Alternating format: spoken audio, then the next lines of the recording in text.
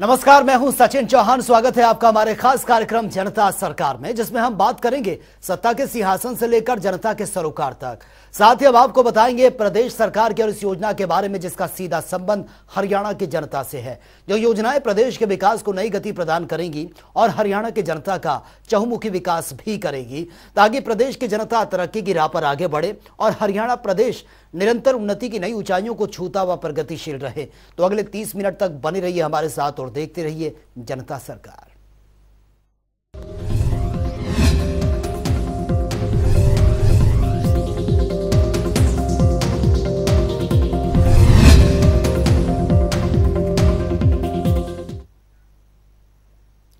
हर शनिवार की तरह आज भी मुख्यमंत्री मनोहर लाल ने विशेष चर्चा कार्यक्रम के तहत युवाओं के साथ सीधा संवाद किया। साथ ही युवाओं के लिए उठाए जा रहे कदम के बारे में भी चर्चा की है। यह रिपोर्ट आप देखिए।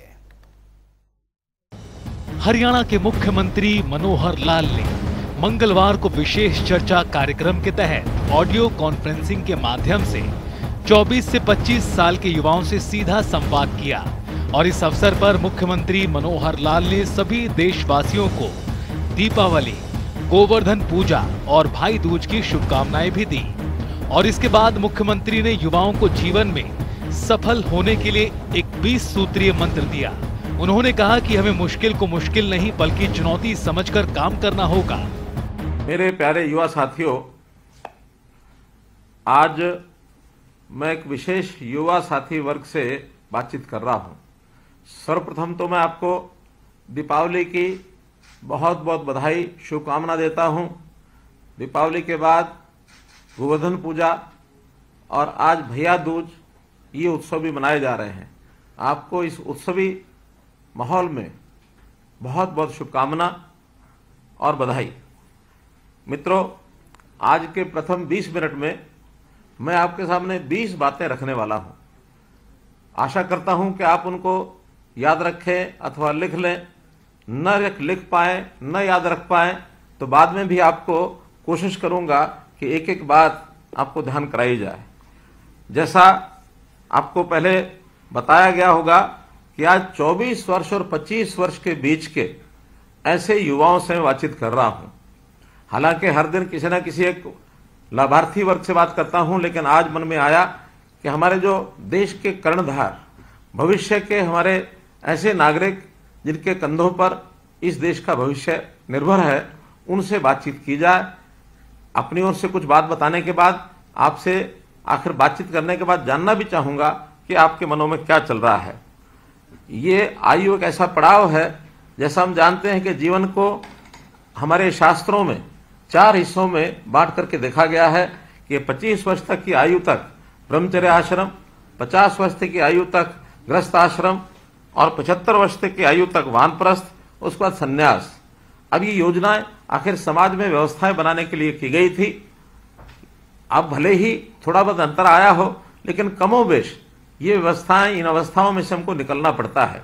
हम एक प्रकार से अपने बालपन के बाद अपनी शिक्षा प्राप्त कर और 25 वर्ष में हम प्रवेश कर गए हैं। बहुत कुछ मन में चल रहा होगा, तो एक तो जो कुछ हमारे मन में चल रहा है उसको निश्चित रूप से विचार करें। ये एक पहली मेरी आपसे बात है कि विचार करें, गहराई से करें, ताकि हम आगे बढ़ें। अब इन्हीं बातों को विचार करते समय कई बार ऊहापोह होती है मन की स्थिति। तो मैं जो दूसरी बात बता रहा हूं वो मन की स्थिति ऐसी है कि बहुत बार एक शब्द हम सुनते हैं, मुश्किल। ये मुश्किल शब्द पर जरूर विचार करें कि ये मुश्किल नहीं है कुछ भी। कोई भी कठिनाई आए उसको हम चुनौती माने कि चुनौती के नाते से अगर हम उसका मुकाबला करेंगे तो हमारे जीवन का उद्देश्य ये पूरा हो जाएगा। और जब भी कभी ये चुनौती यानी भारी पड़ती है तो समझो कि हम उसको दूर करने के लिए सफलता भी हमारे सामने उतना ही जल्दी आती है। हम सफल होते हैं, उसको अनुभव, उपलब्धि का अनुभव ये कहा जाता है। तो इन स्थितियों में हमारी क्षमताओं का विकास भी होता है और हम ताकतवर बनकर के उभरते हैं। इसलिए ये आयु ऐसी है, इसमें इन बातों का ध्यान रखना बहुत आवश्यक है। सीएम मनोहर लाल ने बताया कि जीवन को हमें बाधा दौड़ समझना होगा। किशोरावस्था में हमें कई बार गलत रास्ते दिखते हैं, लेकिन हमें इन रास्तों से हटकर मजबूत व्यक्तित्व बनाना होगा। मुख्यमंत्री ने बताया कि हमें दूसरों की नकल करनी छोड़नी होगी हम जिस काम में अच्छे हैं उसी में श्रेष्ठता हासिल करनी होगी। मैं अगली बात, तीसरी बात जोड़ रहा हूं, अपने जीवन को एक बाधा दौड़ समझें। बाधाएं आएंगी, बाधाओं को पार करके हमको दौड़ना है। और इन बाधाओं में जो किशोर अवस्था होती है उसमें बहुत से प्रलोभन, बहुत से पतन के रास्ते भी खुलते हैं। हमें नशे की लत, आपराधिक संगति, दिशाहीनता, इस ओर भी लोग धकेलने की कोशिश करेंगे। हमें इनसे बचना है और बचते हुए अपने जीवन को भी सुरक्षित रखना है और अन्यों को भी हमने प्रेरित करना है। और साथ ही जो दुर्बल समाज है, जिसको आवश्यकता है सुरक्षा की, उसका सुरक्षा करनी है। स्त्रियों का सम्मान करना है, कमजोर वर्ग के प्रति करुणा, ये अपने व्यक्तित्व का ये हिस्सा होना चाहिए। तो एक बहुत बड़ा एक पहलू, इसको अगर हम जीवन में लेकर चलेंगे तो हर कोई हमारे बारे में अच्छी टिप्पणी करेगा। ऐसा ही मैं अगला बिंदु, चौथा बिंदु जो बता रहा हूं, उसमें कई बार हमको दूसरे व्यक्तियों के जीवन के बारे में पता लगता है। कभी अच्छा होता है, कभी बुरा होता है। मेरा कहना है कि हमें किसी के जीवन की नकल नहीं करनी चाहिए। हमें अपने आप को, हम जिस जीन के बने हैं, जिस प्रकार का हम जीवन रहन सहन रखते हैं, जो हमारी परिवार की स्थिति, हमारे समाज की स्थिति, हमारे गांव शहर की स्थिति है, उसी के अंदर हम एक यूनिक कैरेक्टर बनकर के उभरें। हम सबसे अलग होते हुए भी कैसे अपने आप को आगे बढ़ाएं। सब लोग अपने अपनी क्षमताओं के हिसाब से अलग अलग गुण रखते हैं। कोई पढ़ने में अच्छा है, कोई लिखने में अच्छा है, कोई बोलने में अच्छा है, तो कोई हिसाब किताब रखने में अच्छा है, कोई गाने बजाने में अच्छा हो सकता है, कोई खेल कूद में अच्छा हो सकता है। तो हमको चाहिए कि हम जिस काम में भी अच्छे हैं, हमें उसका श्रेष्ठ बन करके और अपना उद्यम करके उभरना है। ध्यान रहे कि अगर हम किसी के काम के हैं तो कभी बेकार नहीं बैठ सकते, क्योंकि दुनिया आज काम के आदमियों को ढूंढ रही है। जो बेकार हो जाता है उसको दुनिया भी स्वीकार नहीं करती। इसलिए अगर हम काम के आदमी हैं, कुछ ना कुछ श्रेष्ठ हमारे पास है, तो जरूर हम आगे बढ़ेंगे। जैसा कहावत है कि jack of all but master of one. कभी कभी उल्टी कहावत कई लोगों के ऊपर फिट हो जाती है कि jack of all but master of none. हमको मास्टर ऑफ नन नहीं बनना, हमको मास्टर ऑफ वन बनना है। यदि एक कोई चीज हमारे जीवन में उभर करके आती है तो निश्चित रूप से हमको बहुत वो आगे बढ़ाएगी। मित्रों, इसी प्रकार से अगर मैं पांचवी बात आपसे शेयर करना चाहता हूं तो वो है कि हमको टीम वर्क में काम करना चाहिए। कई बार अकेले आदमी बहुत कुछ कर सकता है, लेकिन दूसरों को साथ न ले जाने के कारण से जीवन में पीछे रह जाता है। हम अपने स्किल का पूर्ण लाभ तभी ले पाएंगे कि टीम के साथ मिलकर के हम काम करेंगे। मुझे याद है, हम छोटे होते थे, एक खेल खेलते थे। कभी भी कोई कठिनाई काम अगर आती थी तो मिल करके जब करते थे तो एक नारा लगाते थे। नारा होता था, क्या 9 मत का 1 मत होगा? 9 लोग मिलकर के बड़े से पत्थर को, बड़े से पहाड़ को उठाने की भी क्षमता रखते हैं। एक एक नहीं उठा सकते, 9 लोग मिल करके उसको उठा के और ऊपर उठा लेते थे। हमने कई बार बड़े बड़े काम करते हुए मजदूरों को देखा होगा। मजदूर मिल करके जोर लगाते हैं, नारा लगाते हैं, जोर लगाओ वहीं शाह, ताकि वो बड़े से बड़ा पत्थर, बड़े से बड़ा भारी वजन का कोई गाटर, ये सब उठा करके कहीं से कहीं लुढ़का के ले जाते हैं। तो इसलिए टीम का अपना एक महत्व होता है। तो हम अपने टीम के साथ चलेंगे तो जीवन में निश्चित रूप से हमको सफलता मिलेगी। इसके साथ ही मुख्यमंत्री ने आगे जानकारी देते हुए बताया कि हमारी सोच सकारात्मक रखनी होगी, जिसमें उमंग और मन में उत्साह होना चाहिए। उन्होंने कहा कि हमें नकारात्मकता को पीछे छोड़कर सकारात्मक चीजों की तरफ बढ़ना चाहिए और सकारात्मक सोच के लिए जरूरी है कि हम नियमित योग व्यायाम करें और नई नई चीजें सीखें। मेरी ओर से आपके सामने रखने वाला जो छठा बिंदु है वो है कि हमारी सोच ये सकारात्मक होनी चाहिए। दिल में उमंग होनी चाहिए, मन में हमेशा उत्साह रहना चाहिए। निराशा कभी हमारे नजदीक न लगे। हो सकता है कभी कभी अपने काम में हमको वो सफलता नहीं मिल रही जो हम चाहते हैं, फिर भी निराशा को नजदीक न लगने दें। हम हरियाणा के लोग हैं, आखिर तो गीता की ये धरती है, भगवान कृष्ण का उपदेश है।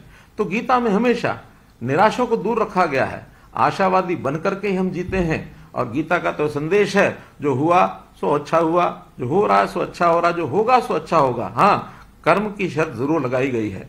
कर्म करना नहीं छोड़ना है, लेकिन निराश नहीं होना है। एक बहुत साधारण कहावत हरियाणा में बोली जाती है, क्या कि रोते हुए जाओगे, मरे की खबर लाओगे। अर्थात कोई अस्पताल जा रहा है, किसी व्यक्ति को पूछने के लिए जा रहा है, रास्ते में कोई व्यक्ति मिल गया कि कहां जा रहे हो, अस्पताल जा रहे हैं, लेकिन चेहरा उतरा हुआ था तो उस व्यक्ति ने कहा, थोड़ा सा प्रसन्न होके जाओ, वरना रोते हुए जाओगे तो मरे की खबर लाओगे। तो ऐसा उत्साह देने के लिए भी ये कहावतें बनी हैं। हमेशा हम जो भी कुछ करना चाहते हैं, अच्छा ही कर रहे हैं, अच्छा करने की ललक से हम काम कर रहे हैं, तो सकारात्मक सोच ही हमारी होनी चाहिए। और सकारात्मक सोच के लिए जरूरी है कि नित्य व्यायाम करें, योग करें, अपनी आदतें ठीक रखें, नई नई चीजों को भी सीखें, नई नई जगहों की यात्रा करें और इसी प्रकार से नए लोगों को भी मिलें। नित्य नए अनुभव से हमारा स्वयं में विश्वास मजबूत होगा और हम अपनी चुनौतियों से ये मुकाबला कर पाएंगे। तो ये 7वां बिंदु भी हमारे लिए उतना ही महत्वपूर्ण है जितना हम अपने मन को स्थिर रखने के लिए मजबूती से काम करेंगे तो हमेशा हमें प्रसन्नता ही देगी। सीएम मनोहर लाल ने आगे कहा कि सरकार की नीतियों और कार्यक्रमों की जानकारी रखें, उनका सदुपयोग कर परिवार, समाज और राष्ट्र को आगे बढ़ाने में सहयोग करें। साथ ही उन्होंने कहा कि सोशल मीडिया पर हर तरह के लोग हैं, हमें शरारती और नकारात्मक लोगों से बचकर समाज के निर्माण में काम करना चाहिए। कि आखिर सरकार जनहित के बहुत कार्य करती है, युवा वर्ग के लिए भी कार्य करती है, तो निश्चित रूप से आप सरकार की नीतियां और कार्यक्रम उनकी भी जानकारी रखें और ये जानकारी का सदुपयोग आपको अपने लिए भी करना है, परिवार के लिए भी करना है, समाज के लिए भी करना है और राष्ट्र को आगे बढ़ाना है। प्रजातंत्र में विरोधियों का काम हमेशा आलोचना करना होता है। अखबारों के अंदर सरकार की आलोचना करना ये कुछ लोगों का अपना काम हो सकता है, लेकिन कभी किसी के ऊपर आलोचना का भरोसा किए बिना स्वयं को आजमाएं। कोई भी बात आप सुनते हैं तो उसको स्वयं आजमा कर देखें। अगर कोई चीज ठीक नहीं है तो हमें बताएं, चीज अच्छी है तो लोगों को बताएं। और मैं आपको विश्वास दिलाता हूं कि अगर कोई आप ऐसी बात हमको ध्यान कराएंगे कि जो ठीक नहीं लग रही है, उसको हम निश्चित रूप से समाज के हित में, प्रदेश के हित में, आप सबके हित में उसको हम ठीक करेंगे। मैं तो आपको आह्वान करता हूं कि हम सब मिलजुल करके प्रदेश को आगे ले जा सकते हैं, जहां सबके लिए सुख का रास्ता, आय है, रोजगार है, अथवा उसके शरीर, स्वास्थ्य, शिक्षा, स्वावलंबन, इन सब की चिंता हम लोग मिलकर के करेंगे। आपका हमको साथ चाहिए। 10वां बिंदु मित्रों, सोशल मीडिया। सोशल मीडिया हर तरह के लोग हैं। अब वो सोशल मीडिया हमारे लिए आजकल एक ज्ञान वृद्धि का साधन भी बन सकता है। सोशल मीडिया हमारे व्यवसाय का भी साधन बन सकता है। लेकिन सोशल मीडिया पर कुछ शरारती लोग अफरा तफरी फैलाने के लिए बहुत कुछ करने लगे हैं। उनके बहकावे से भी हमको बचना है। टेक्नोलॉजी हमारे लिए वरदान बन जाए, अभिशाप नहीं। तो इस नाते से हम क्या सुनना है, कैसा उपयोग करना है, इसका जरूर ध्यान रखें। कई गवैये गीत गानों में मार फसाद, नशाखोरी, दादागिरी इसी का गुणगान करते हैं और हमारे लिए कई बार वही बड़ा महत्वपूर्ण हो जाता है कि जैसे शायद हमको उसी की लाइन पर चलना, उसी को नकल करनी है उसकी, तो अपने रास्ते से हमको बिल्कुल भटकना नहीं है। अगला बिंदु यह है कि जैसे मानो टेक्नोलॉजी के नाते से हम सोशल मीडिया देखते हैं अथवा बहुत चीज देखते हैं, तो अश्लीलता भी बहुत उसमें आज परोसी जाती है। तो इस अश्लीलता से भी हमको बचना है। हमको एडिक्शन, किसी चीज के एडिक्शन ना हो जाए। कोई भी चीज हम बार बार देखते हैं, बार बार खोलते हैं। ज्ञानवर्धन के लिए कुछ भी देखें, कुछ भी खोलें, लेकिन किसी चीज का एडिक्शन नहीं होना चाहिए। कई बार गेम्स के एडिक्शन हो जाते हैं। हम कुछ गेम्स देखते हैं, खोलते हैं, उसी पर लगा रहते हैं, अपने काम को ही भूल जाते हैं। हाँ, कभी कभी अपने थकावट उतारने के लिए, अपना तनाव कम करने के लिए अगर कोई आपने गेम खेली तो समस्या नहीं, लेकिन किसी गेम को अगर हम उस पर लगातार लगे रहेंगे, अपना समय बर्बाद करेंगे, तो वो भी हमारे जीवन में एक बाधा बनेगी।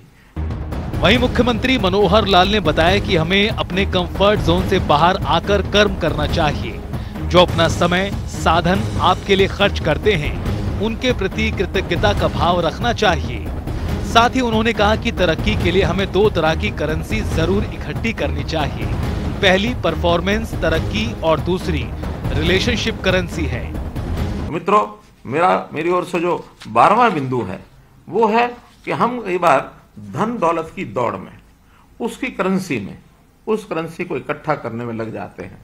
मेरा कहना है कि आप अगर इकट्ठा ही करना है तो 2 तरह की तरक्की की जो करेंसी है उसको हम इकट्ठा करें। जितना इस तरक्की की 2 करेंसी जो मैं बता रहा हूं उसको इकट्ठा करेंगे, जीवन में सफलता मिलेगी। पहला है परफॉर्मेंस करेंसी, कि हम कितना परफॉर्म करते हैं। उस परफॉर्मेंस को सब लोग याद भी रखेंगे, हमको भी इकट्ठा हम अपनी उस करेंसी को इकट्ठा करके रखेंगे कि हमने इतना परफॉर्म किया, इतना काम किया, ये किया, उसको याद रखते रहे, उसको लिपिबद्ध करते रहे, उसको बेशक उसके लिए हमें किताबें भरनी पड़े भरें, लेकिन इस करेंसी को हम इकट्ठा रखें और अपने जो काम जो है, अपना काम जो लोगों की उम्मीद जो हमसे होती है उससे और बेहतर करें, चाहे एक कदम आगे चलें, थोड़ा बेहतर करें, लेकिन जो उम्मीद लोग करते हैं उससे थोड़ा बेहतर करें। और इसके साथ दूसरी करेंसी है वो हमारी रिलेशनशिप करेंसी। हमारे दूसरों से संबंध कैसा है, अपने संबंध ज्यादा लोगों से बनाएं और लोगों से अच्छे सरोकार रखें। टीम प्लेयर होकर के अपनी जिंदगी में हम कुछ बड़ा कर सकते हैं। तो इसलिए जहां कहीं मुझे टीम के साथ चलना है, टीम के अंदर चलना, टीम के साथ चलूंगा। कभी कभी मुझे टीम को लीड करना है, अगर मैं टीम का लीडर बनता हूं उस समय भी मन में किसी प्रकार का ऐसा भाव नहीं आना चाहिए कि मैं सबसे अलग हो गया, बड़ा हो गया, बल्कि टीम लीडर के मन की सोच चाहिए कि I am first among the equals, मैं सभी बराबर हैं उसमें प्रथम स्थान पर खड़ा हूं, मैं भी उनके बराबर हूं, तभी अपनी टीम को हम साथ लेकर के चल सकते हैं। मेरे मित्रों, तो युवा साथियों, ये मन के विचार यही हमको सबसे आगे लेकर के चल सकते हैं। मुख्यमंत्री मनोहर लाल ने बताया कि खुश रहना सीखने की चीज है।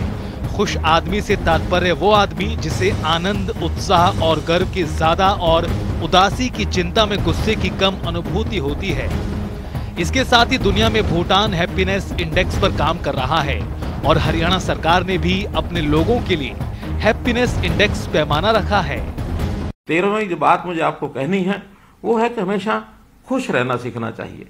और ये खुश रहने की कला वास्तव में हमको बच्चों से सीखनी चाहिए। बच्चों में जो कुछ गुण होते हैं उसमें एक गुण होता है वो हमेशा खुश रहता है, वो कभी निराश नहीं होता है, कभी उसको चिंता नहीं होती है। हाँ, कोई इच्छा होगी, आवश्यकता होगी तो थोड़ा रोएगा, माँ उसको कोई चीज देती है तुरंत प्रसन्न होगा, खुश होगा। तो बच्चे की आदत खुश रहने की जरूर मुझसे सीख लेनी चाहिए। और जब हम खुश रहेंगे हमारे मन का तनाव ये समाप्त होगा। आनंद और उत्साह के साथ हम गर्व की ज्यादा और उदासी, चिंता और गुस्से की अनुभूति ये कम करेंगे। एक देश ऐसा भी है भूटान, जो हमेशा बहुत तरह के जो इंडेक्स होते हैं, प्राइस इंडेक्स है या कहीं शेयर मार्केट इंडेक्स है, ऊपर नीचे होता रहता है। भूटान ऐसा देश है जिसने अपने ऐसी विधा निकाली है कि वो हैप्पीनेस का इंडेक्स इसको ही नापता है। तो हैप्पीनेस उनके लोगों में कितनी आई है इसके लिए उन्होंने प्रबंध कर रखा है। तो हमारे यहाँ हैप्पीनेस इंडेक्स ये कैसे बढ़े, ये कम से कम व्यक्तिगत तौर पर हम जरूर अपनी चिंता करें कि हमेशा खुश रहने का, और ये हमारे मन में एक विचार आना चाहिए। इस अवसर पर युवा सशक्तिकरण और उद्यमिता विभाग के प्रधान सचिव विजेंद्र कुमार, मुख्यमंत्री के अतिरिक्त प्रधान सचिव एवं सूचना लोक संपर्क, भाषा एवं संस्कृति विभाग के महानिदेशक डॉक्टर अमित अग्रवाल सहित कई अधिकारी मौजूद रहे। हरियाणा और हरियाणा वासियों का उत्थान मुख्यमंत्री मनोहर लाल का मुख्य उद्देश्य है। यही वजह है कि हरियाणा एक प्रगतिशील राज्य के तौर पर उभर रहा है और उभर कर सामने आ रहा है। वहीं प्रदेश में लाल डोरा खत्म करने के लिए शुरू की गई स्वामित्व योजना भी लोगों को खूब रास आ रही है। ये रिपोर्ट आप देखिए। हरियाणा के मुख्यमंत्री मनोहर लाल के नेतृत्व में राज्य सरकार की ओर से साल 2014 से लगातार ग्राम विकास की दिशा में कई अभूतपूर्व काम किए गए हैं, जिससे न केवल गांव में विकास की तस्वीर बदली है बल्कि शहरों जैसी सुविधाएं मिली हैं। प्रदेश में लाल डोरा खत्म करने के लिए आरंभ की गई स्वामित्व योजना भी लोगों को खूब रास आ रही है। इसके साथ ही मनोहर सरकार ने 80 रुपए में रजिस्ट्री देकर मकानों का मालिकाना हक दिया। जिन मकानों में लोग सालों से रह रहे हैं लेकिन उनके कभी मकान नहीं बन पाए, उन्हें भी मालिकाना हक दिया गया। इसके साथ ही मुख्यमंत्री मनोहर लाल ने बताया, इस योजना की परिकल्पना की थी तो किसी को विश्वास नहीं हो रहा था कि प्रधानमंत्री नरेंद्र मोदी इस योजना को पूरे देश में लागू करने की घोषणा कर सकते हैं। वहीं आज प्रधानमंत्री स्वामित्व योजना के तहत हरियाणा के 6,260 गाँव में लाल डोरे के भीतर 25.17 लाख प्रॉपर्टी आईडी कार्ड बने हैं। वहीं गांव को विकसित करने और विकास कार्यों में तेजी लाने के लिए मुख्यमंत्री मनोहर लाल ने शक्तियों का विकेंद्रीकरण करने का निर्णय लिया है। राज्य सरकार ने ग्रामीणांचल के गतिशील विकास के पंचायती राज संस्थाओं का सशक्तिकरण करते हुए पंचायतों को स्वायत्तता प्रदान की है, ताकि वे अपने स्तर पर ही विकास के काम को करवा सके। इसके लिए पंचायतों को प्रशासनिक और वित्तीय शक्तियां प्रदान की गई हैं। साथ ही सरकार ने पंचायती राज संस्थाओं में पिछड़ा वर्ग ए को 8% आरक्षण दिया। और इतना ही नहीं, मुख्यमंत्री ने अंतर जिला परिषद का गठन कर पंचायत समिति और जिला परिषद को विभिन्न प्रकार के छोटे विकास कार्य करने के लिए अधिकृत किया है। मुख्यमंत्री मनोहर लाल ने ई गवर्नेंस की अवधारणा को मुख्यालय और जिला सचिवालयों में लागू करने के बाद ग्रामीण क्षेत्र में साकार करने की परिकल्पना के तहत गाँव में सचिवालय स्वरूप ग्राम सचिवालय स्थापित करने की पहल की है। अब तक 1856 ग्राम सचिवालय खोले जा चुके हैं और शेष की प्रक्रिया जारी है। इन ग्राम सचिवालयों में पटवारी, पंचायत सचिव, सरपंच के बैठने की व्यवस्था की गई। इसके अलावा इसमें अटल सेवा केंद्र भी खोले गए हैं ताकि गांव के लोग सरकार की ऑनलाइन सुविधाओं का लाभ एक ही छत के नीचे प्राप्त कर सकें। मुख्यमंत्री का मानना है कि छोटी सरकारों के चुने हुए जनप्रतिनिधियों का प्रतिदिन विधायक, सांसदों और मंत्रियों की तरह जनता से मिलना होता है। कभी कभी आयोजन भी अपने स्तर पर करने होते हैं। प्रतिदिन के खर्च की प्रतिपूर्ति के लिए मुख्यमंत्री ने मंच से लेकर जिला परिषद के अध्यक्षों के मासिक मानदेय में अभूतपूर्व वृद्धि की है, जिसके तहत तब तक पंचों को 1,600 रुपए, सरपंचों को 5,000 रुपए प्रति माह मानदेय मिलता है। हरियाणा सरकार ने पिछले 9 सालों में लगातार ग्रामीण विकास पर फोकस किया है, जिसका परिणाम लगातार देखने को मिल रहा है। गांव में सफाई व्यवस्था और जल आपूर्ति सुनिश्चित करने के साथ साथ सामुदायिक केंद्र, पार्क और व्यायामशालाओं की स्थापना कर ग्राम्य जीवन की रूपरेखा में नया बदलाव आया। साथ ही ग्राम विकास के माध्यम से ही स्वराज की अवधारणा को साकार किया जा सकता है। इस मूल मंत्र के साथ राज्य सरकार निरंतर प्रयासरत है। ब्यूरो रिपोर्ट, जनता टीवी। तो चलिए अब जान लेते हैं कि आज के सवाल का विजेता कौन है।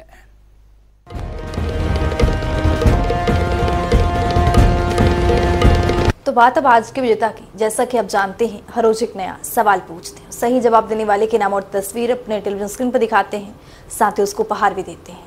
तो चलिए अब जान लेते हैं कल का हमारा सवाल क्या था और कौन है इसका विजेता। कल का हमारा सवाल था कि हरियाणा में आपकी बेटी हमारी बेटी योजना कब लागू की गई थी। इसका सही जवाब है डी, साल 2015। ढेरों जवाब आए, लेकिन आज के हमारे विजेता हैं राजेश अग्रवाल गुरुग्राम से।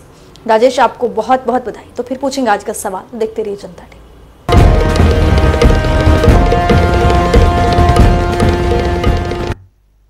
तो चलिए अब वक्त हो गया है आज की मुलाकात का। आज की मुलाकात में हम हर दिन नए शख्स से आपको रूबरू कराते हैं, उनकी कार्य प्रणाली पर बारीकी से नजर भी डालते हैं, जानते हैं वो तमाम योजनाएं जो बनी है हरियाणा की जनता के लिए। तो ऐसी ही शख्सियत से जनता टीवी ने खास बातचीत की है। इनका नाम है वीरेंद्र सिंह, जो कि अंबाला से जिला बागवानी अधिकारी के पद पर काबिज हैं।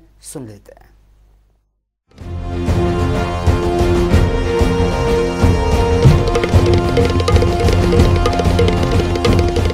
अब किसान भाइयों को हम बार बार एक चीज से प्रेरित भी करते हैं, गांव-गांव में जाकर बताते हैं, कैंपों के द्वारा भी। अगर किसानों ने अपनी आय दुगनी करनी है तो उनको परंपरागत खेती के साथ बागवानी अपनानी ही पड़ेगी। बेमौसमी सब्जियां लगाएं।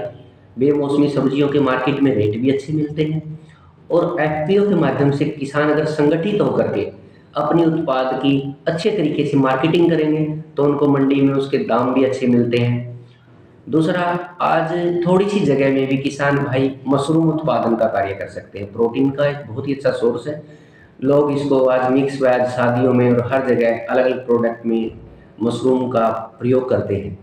अगर कोई किसान, महिला किसान या कोई भी अपने घर में या थोड़ी सी जगह में भी मशरूम उत्पादन का कार्य करता है तो इसके लिए ऐसी श्रेणी के किसानों को 25,500 रुपये अनुदान राशि दी जाती है 300 बैग पे। और सामान्य श्रेणी का कोई भी किसान अगर ये कार्य करता है तो उसको 22,500 रुपये अनुदान राशि सरकार द्वारा दी जाती है अगर वो 300 बैग मशरूम के लगाता है। ये बहुत ही अच्छा काम है। इसके साथ साथ बी कीपिंग का काम है, मधुमक्खी पालन का काम भी किसान भाई कर सकते हैं। उसके ऊपर भी किसानों को अनुदान राशि दी जाती है।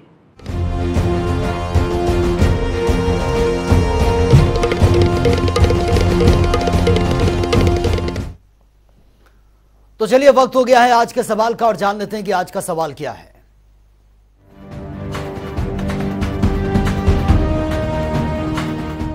हर रोज की तरह हाजिर हूं आज का सवाल लेकर। जैसा कि आप जानते हैं हर रोज एक नया सवाल पूछते हैं, सही जवाब देने वाले के नाम और तस्वीर अपने टेलीविजन स्क्रीन पर दिखाते हैं, साथ ही उसको उपहार भी देते हैं। तो चलिए अब नजर डालते हैं आज के सवाल पर। हरियाणा सरकार आपकी बेटी हमारी बेटी योजना के तहत बेटी के जन्म के समय कितनी राशि देती है? ए 21,000 रुपए, बी 31,000 रुपए, सी 51,000 रुपए, डी 11,000 रुपए। तो दीजिए सही जवाब और बनिए विजेता।